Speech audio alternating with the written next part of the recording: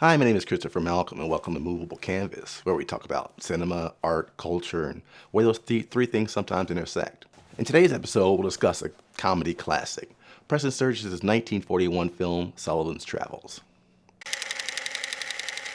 I'm a filmmaker. That probably doesn't surprise you given the nature of the channel, and I promise this isn't going to be a pitch for you to watch my latest film. Rather, I bring this up because it explains why I'm so able to relate to the plight of the hero of today's film, John L. Sullivan, played by Joel McCrea.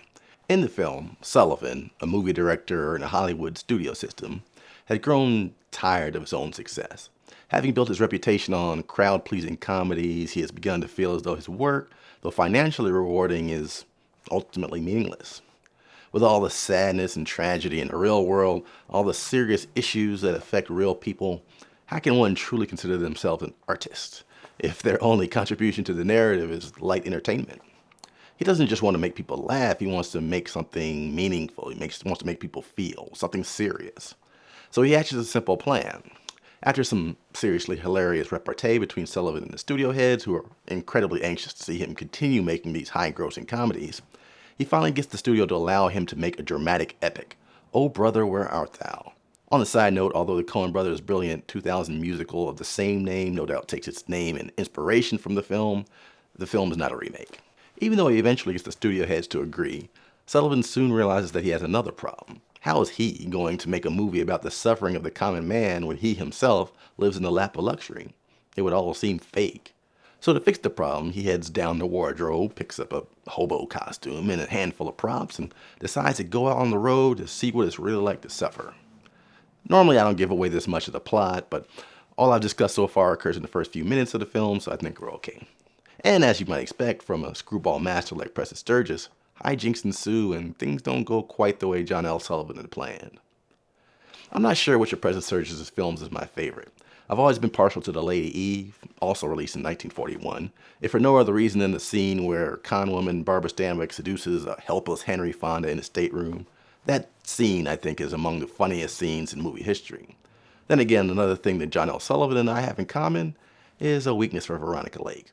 So when she enters Sullivan's travels midway through the first act, this movie scores a few points of its own. I've always found Veronica Lake to be one of the most intriguing screen presences in cinema. She's absolutely beautiful. Her trademark hairdo set a fashion standard for women around the world. Despite, by all accounts, being incredibly down-to-earth off-screen, on-screen she presents a dynamic and towering figure, despite the fact that in reality she only stood 4 feet 11 inches tall. I can only imagine the number of camera tricks needed to be employed when casting her opposite the 6 foot 2 inch Joel McCrea. One of my favorite shots is actually a wide shot of her in This Gun for Hire when she's curled up sleeping on the couch, and it's just jarring to realize just how small she actually is.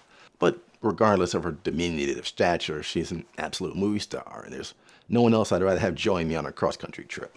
By the way, can we just pause for a moment and think about how nuts it is that one man will be responsible for two of the most iconic screen comedies of all time during the same calendar year?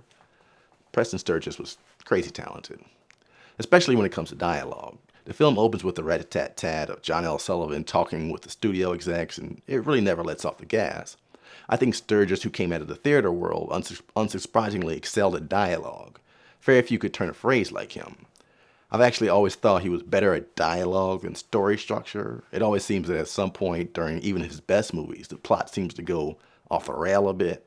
But to be fair, it's unlikely he'll ever notice because he'd be too busy laughing at all the punchlines.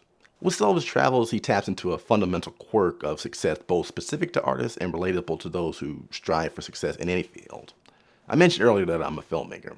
I've been fortunate enough to have my own levels of success, not nearly on the level of Preston Sturges, but objectively speaking, I have enough to brag about. But the funny thing about success is that it's never as clear-cut as it seems, especially when you're an artist and a large amount of your own success can only be measured on subjective terms. If you're a particularly pensive person, as most artists are, you often can't help but to want more out of your work while simultaneously questioning both your failures and your successes. You want people to like your work, but then you're oddly suspicious when they do. Do they like it for the same reason you wanted them to like it? Do they like it, or are they just being polite? I remember I had a photography exhibition a few years ago back with a series of fine art nudes I had shot. These were fine art, by the way, not the other kind of nudes, so don't get excited. At any rate, the show went terrific and I got wonderful feedback, and I was developing this small following in the fine art world. But a large part of me wondered if the audience was enjoying the images for the lighting and composition or just to see a bit of flesh. In fact, because of that, I changed course a bit with my art because it was as important to me why people like my art as it was that they liked it in the first place. In Sullivan's Travels, John L. Sullivan wants the audience to love his films for the meaning he brings to them rather than just making them laugh. What he doesn't realize, and this ultimately becomes the main theme of the film, is that the ability to make someone laugh can sometimes be the most meaningful thing you have to offer. Escapism gets a bad rap because it seems so frivolous and meaningless. But if you're going through hard times, sometimes the ability to leave the real world behind and escape into this little bit of frivolity is the greatest gift of all. No doubt Preston Sturges likely felt many of the same pressures as his lead character, John L. Sullivan. Sturges, who is most known for his screwball comedies, was bound at some point in time to have stopped to consider the value of his own work in a broader context. Let's not forget that most of his best films were being released at the tail end of the Great Depression. So the vast distance between his perch atop Hollywood and the common man who bought tickets to his films couldn't have gone unnoticed. Writing the script for Sullivan's Travels may have in itself become a way for Sturges to come to terms with his own place in the world.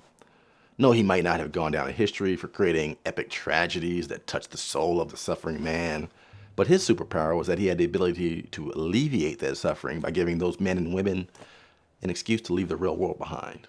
Thanks for watching another episode of Movable Canvas. If you like this kind of material, be sure to hit the like and subscribe buttons below.